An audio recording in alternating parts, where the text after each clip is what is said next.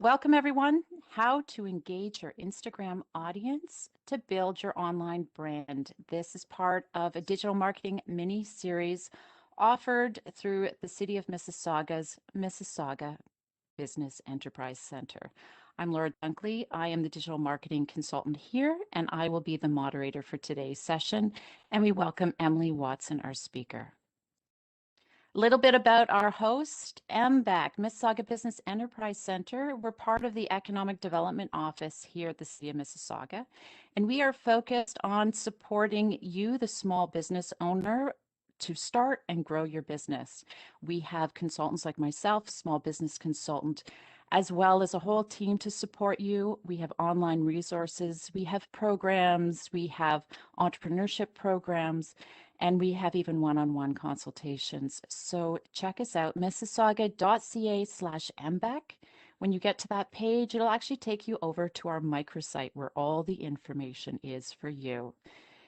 Including is that, as I mentioned, our business advisory services is where you can sign up. If you need help during this very difficult time, we have a whole team that we've built out externally and internally to support you on questions you may have regarding legal, accounting, business operations, sales strategies, and digital marketing. We are also bringing on an expert now when in the area of scale up.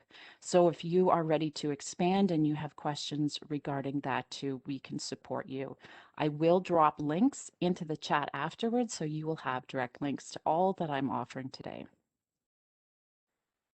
So one of the other things we set up during COVID is this central resource center, and it has a variety of things available for you to help you operate during these difficult times, including links out to different programs. If you go here, it's our business relief portal. You'll be able to search and filter based on your needs and your industry.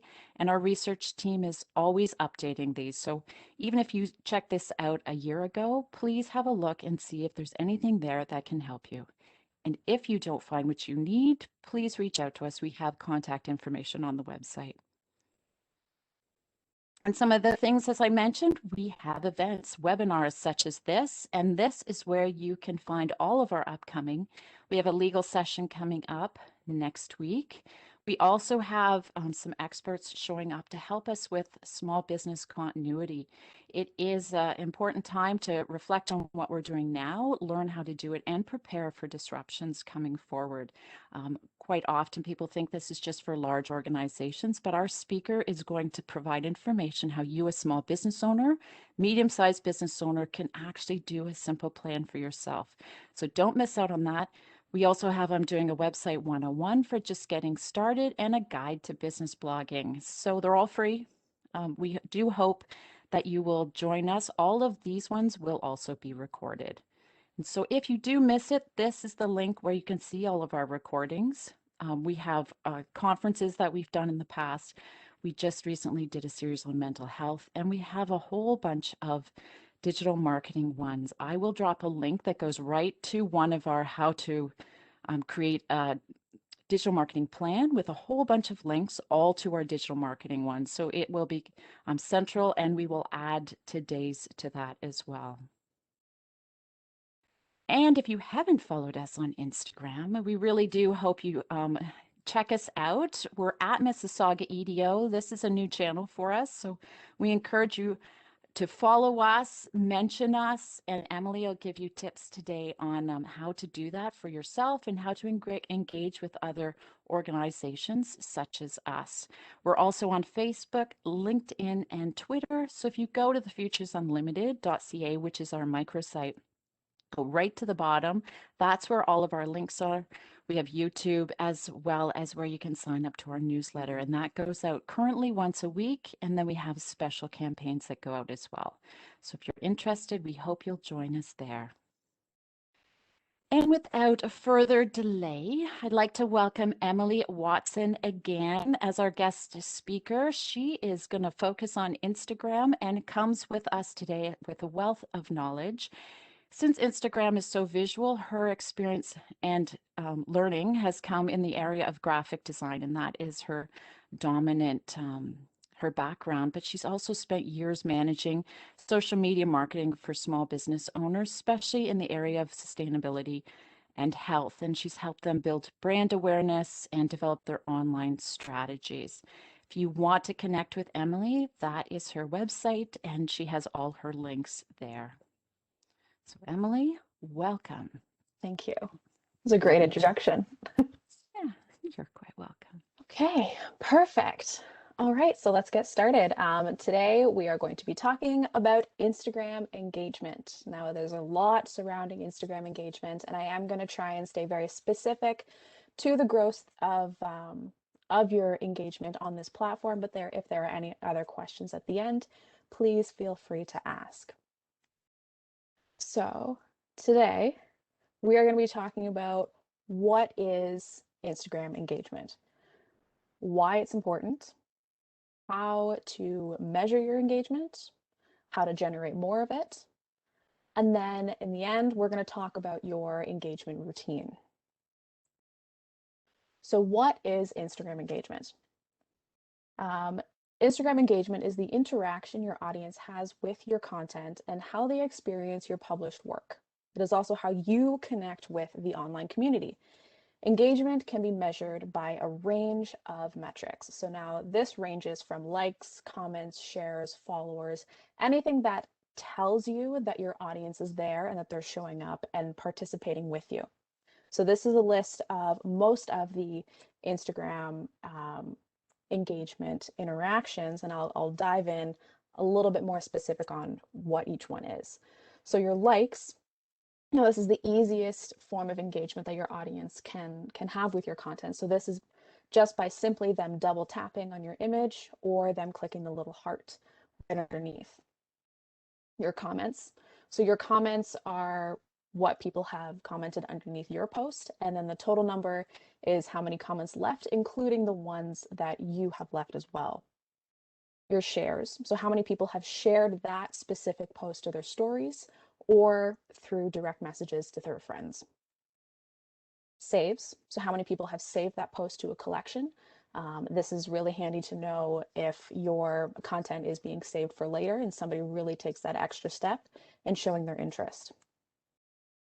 Followers, so this is some people don't really think this is a form of engagement, but it's a really important one. So this is how many people are directly following your account.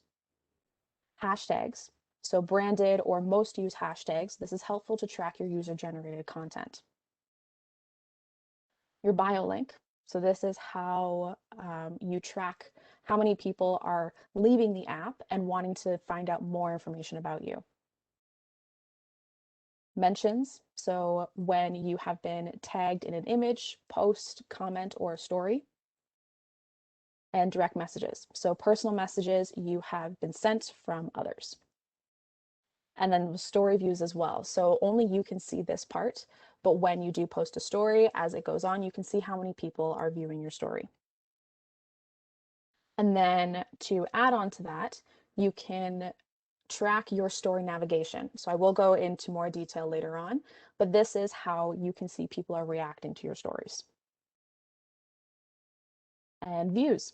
Views are really important anytime you are posting a reel, just a regular video post, or an IGTV video. Your views are a really quick and easy way that you can see how people are interacting, engaging with your content. So now, why is Instagram engagement important? Engagement is important because it is proof that you are connecting with your audience. This is also a key source of information to help you better understand your audience and what types of content they want to see more of. So essentially, higher engagement means that you are making an impact with your online community and your audience values what you share. So having strong and consistent engagement is also a key factor on how well your content will align with Instagram's algorithm. So the higher your Instagram engagement, the more likely Instagram will boost your content. And the longer people are engaging with your content, the longer the post life. So on average, a post in Instagram has a lifespan of 24 to 48 hours. But with the continuous engagement, your life of your post is extended. And then you are more likely to be seen by more people. So when you post something to Instagram, and like most other social media platforms, is they put out your post to a set amount of people, and depending on how many people engage with that, then they put it through another funnel of more people. And the more engagement, the more your post is exposed to more people. So now how do we measure engagement? A very simple way to measure your overall engagement is by finding your engagement rate.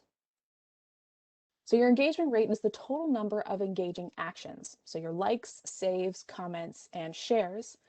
So this is everything that your post receives, comparing it to the total number of followers you have. So to get this engagement rate percentage, you're going to take the total likes, comments, saves, and shares. So the total interactions that you had for that specific post. You're going to divide it by the total number of followers, multiply that by 100, and you're going to get your average engagement rate. So now this is just your average engagement rate for that specific post, and it's just the total average, but it's a great way to see how well your post is performing, comparing it to the amount of followers that you have. So an average Instagram engagement rate is approximately 5%, whereas if you were comparing it to Facebook and Twitter, it's at a lower percentage. It's sitting at around 1 to 2% engagement rate. But because Instagram does have more opportunities for people to engage with your post, the approximate engagement rate is a little bit higher. Your measurement of success will depend on your business goals and objectives. So what is your definition of engagement success? Now, this might differ between your content, it'll differ between the type of business that you are, but finding out your total engagement rate is a great way to get started, but you really need to figure out what your goals are. Like, do you want to get more likes? Do you want to get more comments? Is your main focus to get shares? So for example, a service-based business might focus on accumulating more comments and saves. E-commerce might be running a campaign that month and they want to boost mentions, shares, and branded hashtags. And if you're an influencer, you might want to increase post likes, comments to boost product promotion. So again, it depends on the type of business that you have, and your goals might be different. And then it depends on what you're promoting. So your measurement of success can change depending on what you have going on.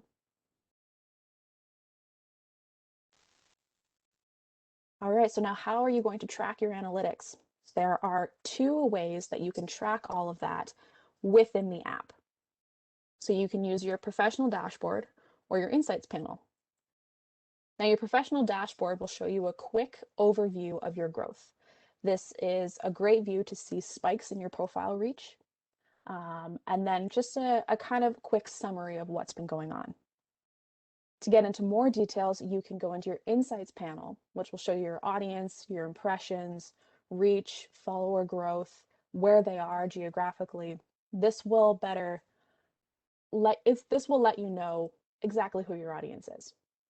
So you can use this tool to track how many people are following through with your call to action. So your website clicks, your call to action clicks, your story information, and how popular your posts are.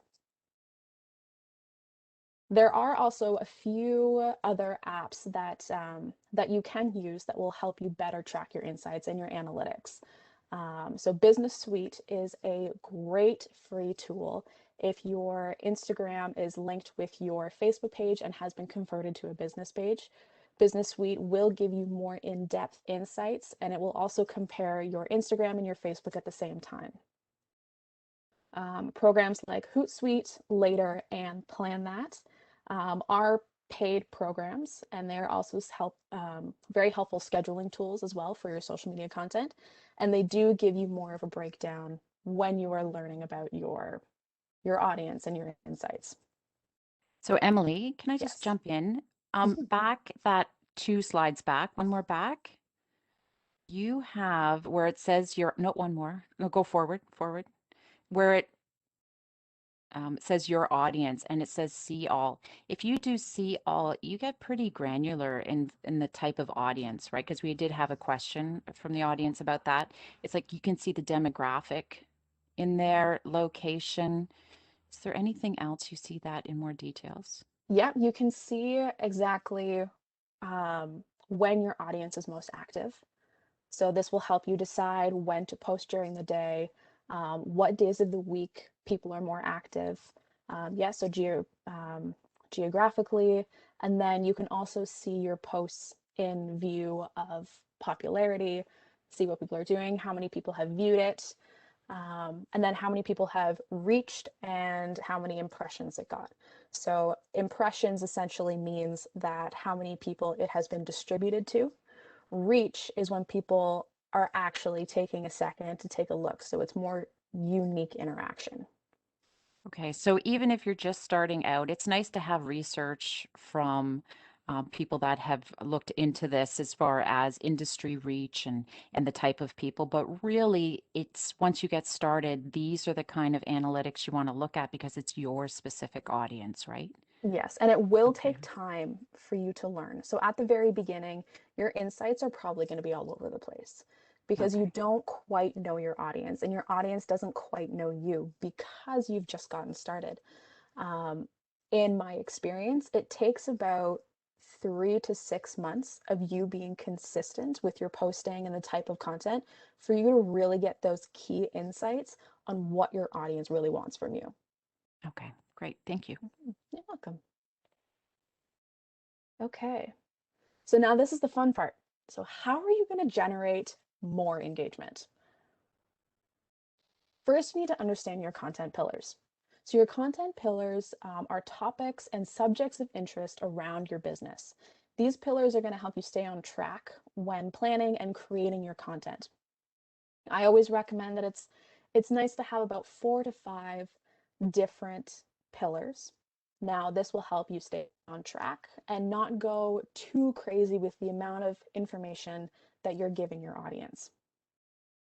So most content pillars are defined around the following 4 categories: promotion, thought leadership, user-generated content, and about you and your business. So now saying that, you are going to take these 4 categories and you are going to further define them to fit your business goals for Instagram. Now for Acorn's business, so my business, these are our 5 content pillars. So we talk about our product and promoting our services because we do sell digital downloads. So we promote that. We talk about the stuff that we can offer. We also share marketing tips and tips on sustainability for business. We showcase our client work. And then we also talk about behind the scenes. So our process working with our clients and what it's like a day in the life of working at Acorn. So now how are you, after we find our pillars, now how are you going to take that and how are you going to generate more engagement in your posts? It all starts with an eye-catching visual, which is what will draw your viewers essentially to read more. So when creating your visuals, you should think about the following. How do you want your viewers to respond? Can your image or video relay the message without them reading your caption? If not, will your visual entice them to read more? Is this post providing value? And is this post on brand with your pillars and branding visuals? So after we have established the visual, we're going to move on to the caption. So now what makes a good caption? Essentially, it has 3 parts. The first part is the hook. So this is the first sentence that appears right under the graphic. Once you have grabbed their attention with the visual, the hook will then be the next piece that will want them to read more. We're then going to move on into the main copy. So now this is where the reader will find all of the details. So, but also remember to be prepared for readers to skim through your copy. It is best to use line breaks or emojis to make it easier to read. And another comment that I will mention is you always have to remember that people that are using Instagram have a very low attention span. And they use that app because they can skim through things. So if you put in a huge piece of copy like you were writing a blog, it will turn people away because it is too much pressure on them to read that content and that piece of copy. So if you can use line breaks and emojis to break it up, it's a lot easier for people to read, and then you'll be able to get your message through a lot quicker. So after that is the call to action. So this will be the final piece of copy that tells your reader what to do next. And here are some really cool examples. So a call to action could be to read more, follow the link in my bio. Comment down below your favorite blank, or save this post for later so you don't forget. It's also important to know that you should really only have one call to action. They want to know exactly what you want them to do next. So for example, on the screen here, the call to action that I have is comment below if we missed any good ones. Now, this is one call to action to let them know to comment. If I had two call to actions for them to comment and then one to follow the link in my bio, they might not know exactly what to do next. And always make sure that your call to action is relevant to your post. Finally, your hashtags. I will dive a little bit deeper into hashtags because I know they're always changing and there's a lot of information around it. But essentially, hashtags are the best way for you to attract new eyes to your content. By having a strong hashtag strategy, it will help your chances of being seen by those who are currently following that specific hashtag, and will also give you a chance to appear on the discovery page, which is the search page for Instagram. So you're not sure what hashtags to use. Here are a set of categories that you can use to help you build out your sets of hashtags. Product and service, industry hashtags, special events or seasonal events, so like Christmas, Thanksgiving, Cinco de Mayo, Mother's Day, all that kind of stuff. Location will be a really big one, especially if you are promoting your local services and your local businesses. Or it could not be where you are, but it could be where, like cities that you are targeting.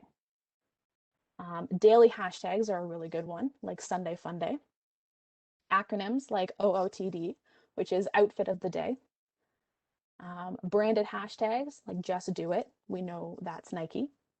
Now, branded hashtags could be really cool for you to use for your business and to build out. And like we talked about, is branded hashtags are really important to help you track that user-generated content. And another really cool one is phrases like it's the little things. There's nothing to say that your hashtags have to be only one or two words. It could be simple phrases. When you are thinking about these hashtags, think about what people are going to search and what category you will fall into that. Now, how do you know which hashtags are going to work? This is a really key question. And my simple answer is do your research. Now, how do you research what hashtags are going to work for you? Scope out your competitors. What hashtags are they using? And what hashtags are they continuing to use on all of their posts? And then use a mix of small to large scale hashtags. Now, you can use hashtags that have 5 million pieces of like posts attached to that, and then also have some posts that use hashtags that maybe only are in the thousands, and then kind of mix it up. But do understand that the larger the need for that hashtag, the more likely your content will get sucked to the bottom. But it is nice to have a little mix, because then you're not losing out on that opportunity to be seen by those people using those popular hashtags. Another good trick is to follow the hashtags that you use. So like an account, you can follow a specific hashtag. So anytime somebody uses that hashtag, it will pop up on your feed. So pay attention to trends, what other people are doing, and this is a great way for you to also connect with new people.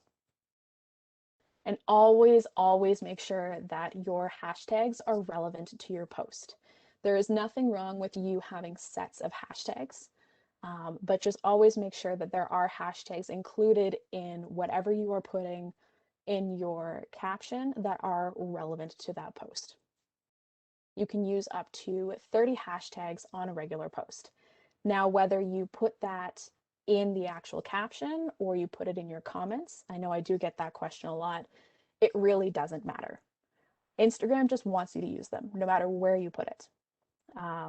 If you do consider putting your group of hashtags in your first comment instead of actually in your caption because you don't want it to look so messy, Just understand that if you gain a lot of comments, your hashtags will get lost.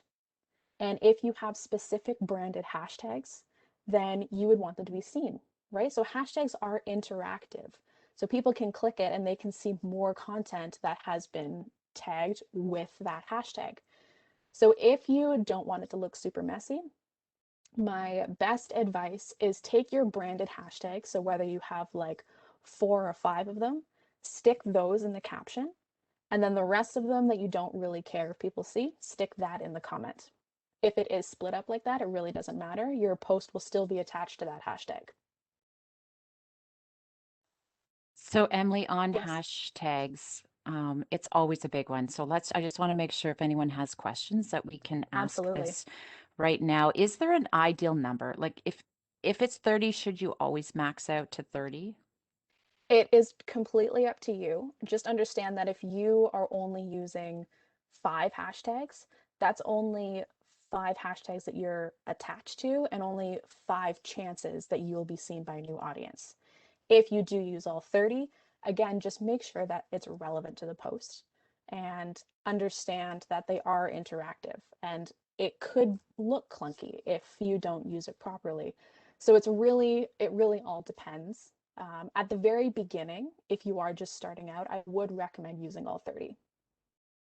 Okay, and can you copy and paste? Like, have you tried that off of a document and put it in to see if it's still interactive? You know, when you drop it in? Yes, yes. Yeah. So what I normally do is I am an Apple user. There are 2 tricks that I use. I sometimes will keep my hashtag groups in my notes app and then just copy and paste it over before. Or what you can do is you can actually create shortcuts in your phone. So if you type a certain word, it will auto-generate those hashtags. There are YouTube videos on how to do that. There, most of the time though, is I use Plan, like I mentioned before, and it saves those hashtag groups for me, and it will post it to it.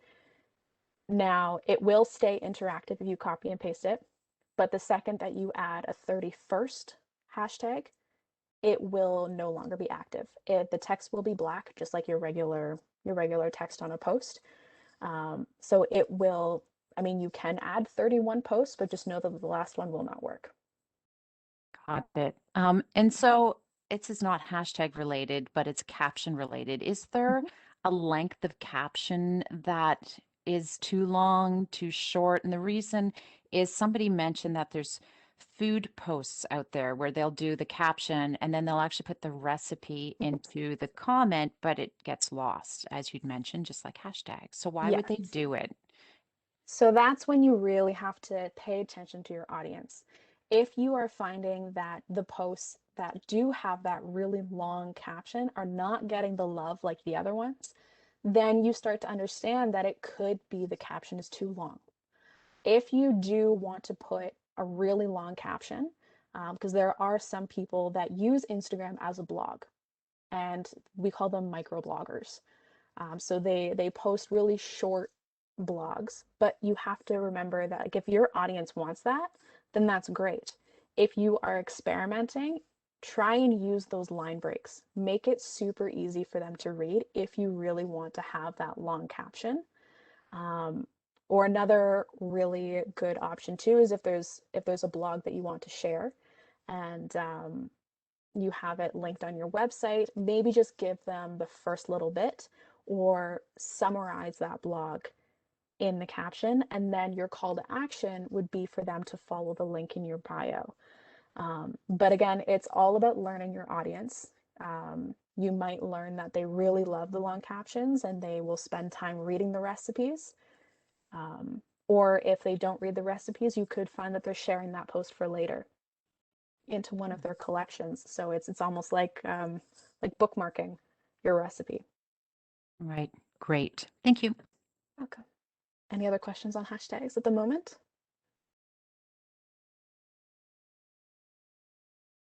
I realized I just muted myself. Okay, there are hashtags for not-for-profit organizations, similar, right? This goes across the board, whether you're not-for-profit, business to consumer, direct to consumer, or B2B, correct? Like all of these Mm-hmm. are principles that Yes. match forward. You still have industries within your not-for-profit for sure. Um, oh, and that's a good question. Capitals.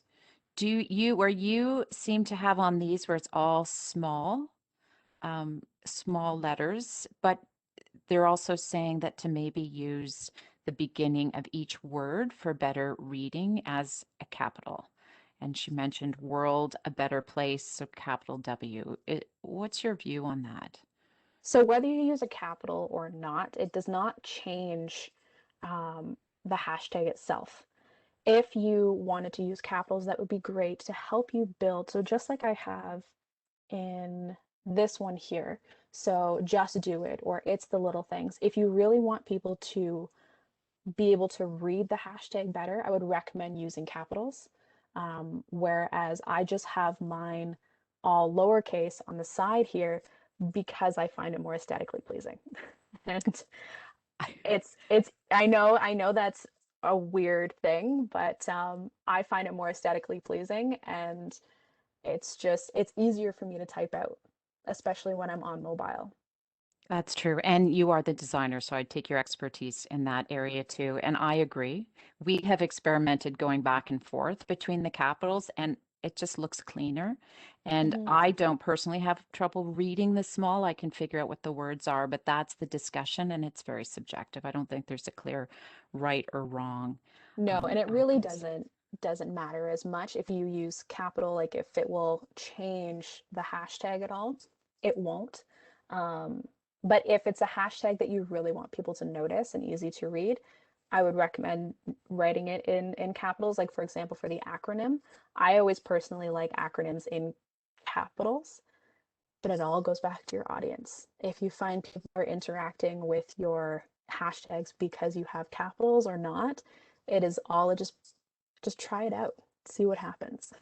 Right. And sometimes, and somebody mentioned that caps could come across as being very aggressive, but when it's used in acronyms, it makes sense to have capitals. If you were doing an entire phrase in capitals, that would just be very difficult to read, and I Yes. wouldn't recommend that as well. And so, and then also some people were used to going in the social media world, right, with Twitter, everything you want to get succinct and to the point, and your caption would like to be that, but hashtag is more of a search, kind of a back end capability that you want people to pick up. So Hmm. to me, like it makes sense why you would have 30 because now you have 30 opportunities. It's like, why wouldn't you put it out there?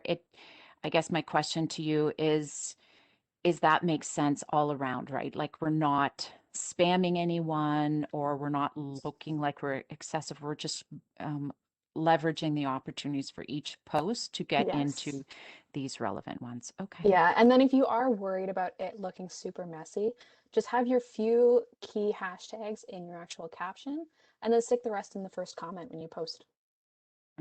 And as you mentioned, you use Plan and you have these hashtag groups. And that's when you can see if these large groups, and it'll tell you the results of those groups, right? Which ones are working better. So maybe try a big group and then a small group and see which ones are getting picked up more. That's Yeah. actually, it's that constant learning, right, for social media. Okay, Yes. thanks. You're Perfect. welcome. Good. All right. So now what do you do after you post? So you spend all of this time creating your visual, you wrote your caption. Now what do you do? How can you take that next step to get more engagement than just having it sit on your feed? So you aren't actually done yet. So share your post to your story. If you published a carousel, you can share multiple pages or a specific page. So it will be that one that shows on the story. Publish the link to other platforms. So Facebook, LinkedIn, Twitter. Actually copy the link from your post and then paste it into these other platforms so that when they click it, they go right back to Instagram instead of just viewing it. And then share your link on Pinterest. Now, when you do this, this is a really good one to gain extra views and a little bit of extra engagement. When you share it to Pinterest, that graphic will generate just like how it shows on Instagram.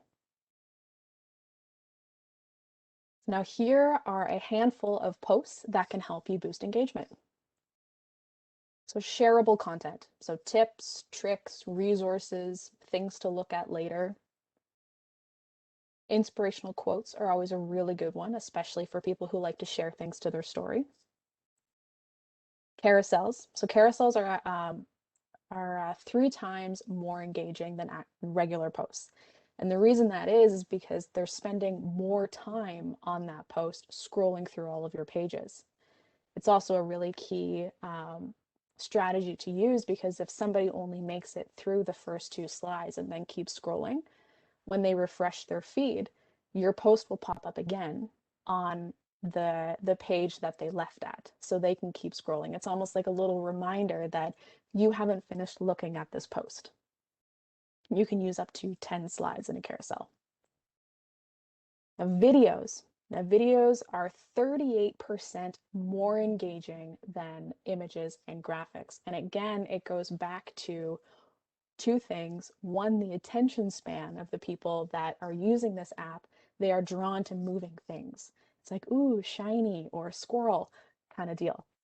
And then they spend more time looking at that post because it's a video instead of just a still image. Faces and people. And I've experimented with this. I did not believe it at first, but my most engaging posts are ones that show my face or faces of other people. People like seeing real things instead of just products all the time or just regular graphics. User-generated content is also a really good one to use. Now, this could be content that has been published by other people, or this could be you showcasing work that you've done for your clients if you are service-based. People really like to see the inside of what you do and the results that you provide. All right, so now stories. Stories are also a really important feature in Instagram. So how do you get more engagement with stories? So Instagram stories are one of the few places where you can track both positive and negative results. Now, I mentioned this a little bit in the beginning. So you can track the navigational actions with stories. So you can track the back, which means they have watched your story and then they've gone back to watch it again. Now, this could be a couple of reasons. Either it's super interesting and they really want to watch it again, or maybe it was too fast and they had to go back and watch it again, or there was too much text and they couldn't read it all within the time span of the story. Another one is forward. So this is when people skip that and they go to the next one that you've posted. Now, could you think, like, was it too boring for them? And next story, which is they skipped you completely. They skipped you entirely. You have lost their attention. They moved on to the next person. And then exit. So exit is when they have completely exited stories and they probably went over to TikTok or to do something else. You can find all of these results by swiping up on one of your active stories, or you can find it in your insights panel under stories. Now, how do you get more engagement on your stories? So there's a few things that you can do. You can use hashtags. So just like in your post, you can use up to 10 hashtags per story, and those 10 will be interactive. You can add your location, which is a really key one. People also like to know where you are. Use engaging stickers like polls, quizzes, questions. This gets people physically interacting with your story, and it doesn't take a lot for them to do it. They can just click a button. It's almost like a game. And always try to stay on brand with your visual identity. So colors, fonts, if you have branded GIFs, etc. Canva is also a really good resource for templates. So you don't actually have to physically create it every single time in Instagram.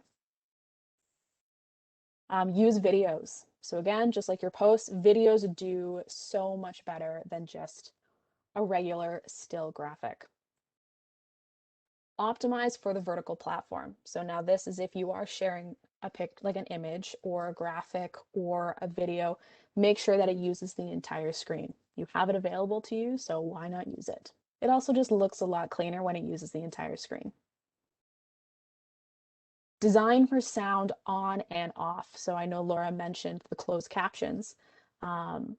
This is a new feature with Instagram. If you do upload a video, there is a closed caption button that you can add, and it will automatically generate those words for you. Or if you have an advertisement or another video, always know that there will be some people that are probably watching the stories with their sound on and sound off. So you don't want to miss those people. And then always provide value. Just like everything else on Instagram and any other social media platform, always provide value. So now, how often should you post your stories? Emily, just a quick Yeah. question on location. We Yes. saw that you put in Hamilton. Do you actually have to be in that location to put it? Nope. You can talk about Calgary or wherever, even if you're not there. And is it only city specific or can you do more detailed location? Yes. So you can do city, you could do town, you could do location as long as your that business exists. So when you go to add your location, it will, if you have your location services turned on, it will automatically generate where you are. But it does give you an option to search on what location you would like to add. So it's really important that you add that to your profile. Then in case Yes. someone is in your business that you want them to be able to add that in because people search for that. Okay, good stuff. Okay, so how many posts, how many stories should you post on average? There is no magic formula, unfortunately, but just like everything else, it takes a little bit of testing. But here are some things that you can keep in mind.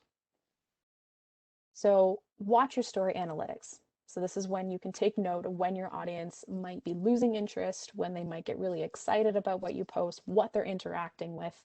This is also the time for you to experiment, get to know your audience, just like how you would with your posts. Be mindful of the many. So Instagram, you always have to remember, is a very visual platform. When you are watching someone's story, there are little ticks at the very top to let people know that this is how many stories you have left. If you have a whole bunch of little ticks, say you posted 80 stories for that day, people might go away if there's too much for them to watch. Personally, I think a healthy number is anywhere between like 5 to 15 posts a day. And that's spread out, not right at the very beginning. Another thing to keep in mind, which I did not add here, but when you spread out your posts throughout the day, you get put at the very beginning of your the feed for other people. So if you've posted and haven't posted for the rest of the day, you get stuck behind all of those other people that have posted for the day. So if you consistently keep posting throughout the day, stay on track, and then you end up at the very beginning when people go to watch their stories. And then always think about what turns you away from stories. As much as this is for your audience, this is also for you. So if there's something that you really don't like when people do with their stories, maybe don't do it. It's a good place to get started. And then just show up and be consistent. Now, with posting to stories also comes Instagram highlights. So now Instagram stories disappear after 24 hours, but there are ways to extend their life with highlight categories. So highlight categories are the things underneath your call to action buttons that allow you to archive your stories. This can help you stay on brand, and it really helps you to showcase the topics that you talk about on your Instagram profile. You can create highlight categories to fit your content pillars and match your social media goals. It's also aesthetically pleasing. Now, Instagram Reels is a new feature that has been added recently. This feature allows you to create 30 seconds of video. You can add music, text, filters, all that fun stuff. And this is also a great tool to help you practice to be in front of a camera, because I know we all love being in front of cameras. This new feature is in close competition with the TikTok platform. Because this is a fresh feature, the only engagement metrics that we currently have are comments, likes, and views. So the best way to track your profile performance is by monitoring the profile reach in your professional dashboard after you publish your reel. So watch for those spikes. So now we're going to talk about your engagement routine. So we know what it is, how it works, how to get more of it. So now how do we put that into action? How are you going to create a consistent engagement routine? So important to remember is that Instagram wants users to stay on the app as long as possible. And this is your time to engage with your audience like how you would want them to engage with you. So here's an example of what your engagement routine can look like. So set a time each day to scroll through your feed and engage with your audience. So now this could be likes, leaving comments, just browsing through stories. So scroll through your feed like you would normally do as a regular person.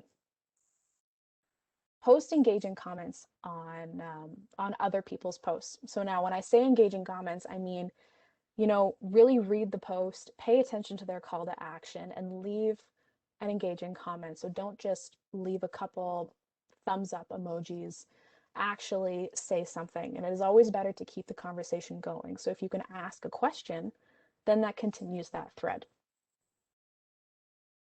Respond to every comment that you get. So I did mention earlier that the amount of comments that are totaled on your post involves the comments left by other people and your comments. So always make sure that instead of just liking that comment, always respond.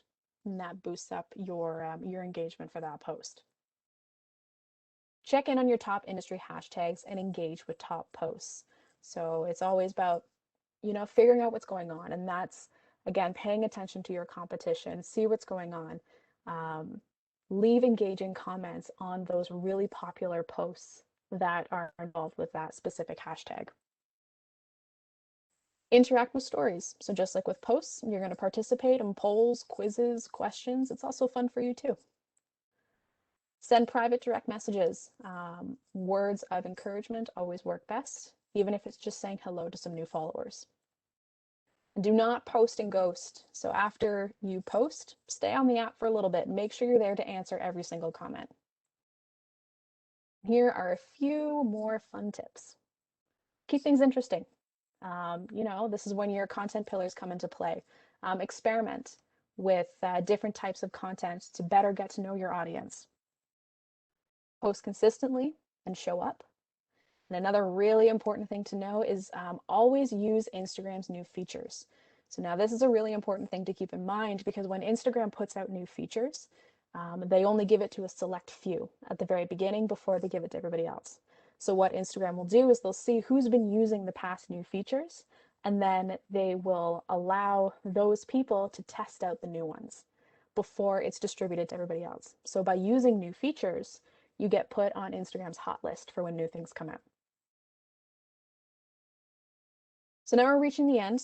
Here are 3 really important key takeaways that I want you to leave with.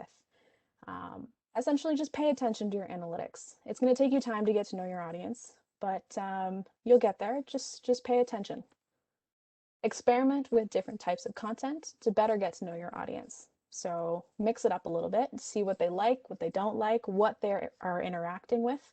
And then if you find that they're interacting with one pillar more than the other, then maybe prioritize that pillar than the rest. Show up and be consistent. So we have reached the end of this presentation. Here is how to find me, my email, website. Please connect with me on social media, especially Instagram. I have scheduled a post to go out, I think right now. And so it is live. Go over to our Instagram and engage with this post. Leave your Instagram handle, maybe a little hello, and tell me about your business. Like I wanna meet all of you, and this will help boost everyone's engagement. Let's all interact with each other and support each other. So go join the thread. And I have also created this checklist for all of you as well. So this is going to be your handout for the day.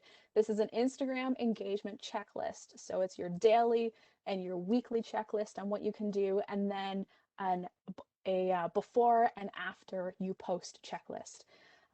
So Laura is going to drop the link in the chat. This is a completely free download, and there is space for you to customize and add your own stuff. But this is a really good tool to help you, get started and get into that flow of things. And a little suggestion on what you can do in a day, and then what to do in a week, and see what works for you. There we go. That's better. Hi. Now we can see you. So thanks again. So privacy with all of these policies that are coming out and privacy things, is that affecting our engagement on Instagram? Not really, not so much engagement, but on other apps, definitely, especially with Facebook, because Instagram is a very minimal platform. Um, it really only gave you the minimal amount of data originally, so really nothing has changed much. You might have more issues over on the Facebook side of things because they did give you a lot more data, but Instagram, not really. Instagram doesn't. And that's where I know there's a lot of questions here is about, the best time of day and who's coming and what's the industry. And we did touch on that earlier. There are industry things that people have researched that are very broad. So if you're just getting started, Social Media Examiner is a key one I go to all the time. Social Media Today is one I think you use as well. If there's any other places to go to get those industry? Do you know of anywhere? Um, I actually find so a lot of those other platforms, so like Hootsuite, Planoly, Later, Plan, they have their own blog. And actually, I follow a lot of Okay. those, and they put out a lot of really good information, especially on industries. And a lot of the times, too, is some of those programs actually offer you groups of like types of content that would might best fit that industry as well. So there's a reason that they are paid.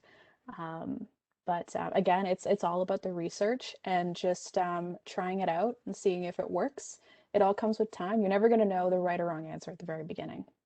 Right. So it's a good benchmark to Yes. read that research and then go in and start learning. So the time of day, um, the insights, like the free insights from Instagram, does show time of day too, but it's very Yep. general. I know Plan because we use Plan too. So Hmm. the that gives you more details, and so the more you use it, and that's where one of your key takeaways was to be consistent. Start putting out that content so that you can start collecting the data and start responding and fine-tuning your strategy, right? Yes, it's consistency as much as everybody says it. It is a really key part into you growing on any sort of social media platform. Because if you're not consistent, you're not going to get the correct data. So you, and that's not to say like being consistent doesn't mean posting every single day. It just means deciding on what you can do and stick to that plan. But you can't just stick to it for a month. Like you need to stick to it for like 3 months for you to get a solid amount of data. Um, it's just about showing up and doing what you can. Um, yeah, and you don't need to post every single day. Obviously, if you post every single day, you will grow a lot faster. But if you can only post 2 or 3 times a week, then do it. Right. Okay. So, talking about that, trying to get this content, I know which one you use a lot, but are there any apps for editing, creating graphics, doing photos, videos that you maybe could recommend? So Canva is one of the best platforms, and it is free for you to easily just create a whole bunch of templates. You can input your brand colors, your logo, and it'll really help you stay on brand without having that knowledge of graphic design.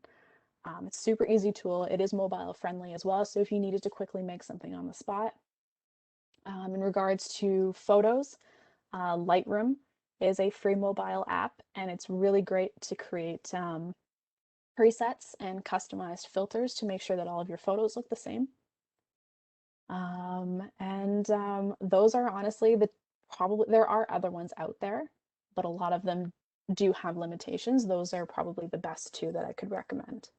Right. And when it comes to video, I know we have previously recorded a webinar on how to use InShot for doing video. If someone wants to learn how to do that. And even with Canva, you can upload video now Yep. too to do some overlays, right? Yeah, so you can upload videos into Canva. You are very limited on the amount of Mm. editing that you can do. But a lot of the times I just edit my photos within my phone.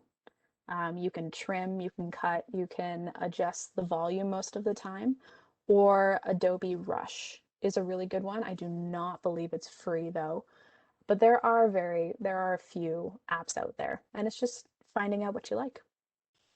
Perfect. Stories.